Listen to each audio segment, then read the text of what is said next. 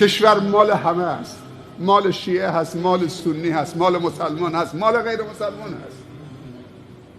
این کشور مادر ماست، وطن ماست، بالاتر از همه اسلام همه چیز ماست، پدر و مادر ماست. اگر کسی اشتباه میکنه تذکر بدیم خیلی محترمانه. فرهنگ همزیستی، اینجا بلوچ هست، کرد هست، مهاجر افغان هست، بنگالی هست، بندری هست، ترک هست، عرب هست، شیعه هست. من به برادرها و خواهرای شیعه هم گفتم وقتی میاد اینجا تو قیام مهرتم با خودت بیار، دستم ندن، کسی حق نداره چپ چپ بهش نگاه بکنه. اگر پید برد که این مهر نباید بذاره اون موقع خودش نمیذاره. ما خیلی از خواهرها و برادرای شیعه داریم تو این مجالس میان.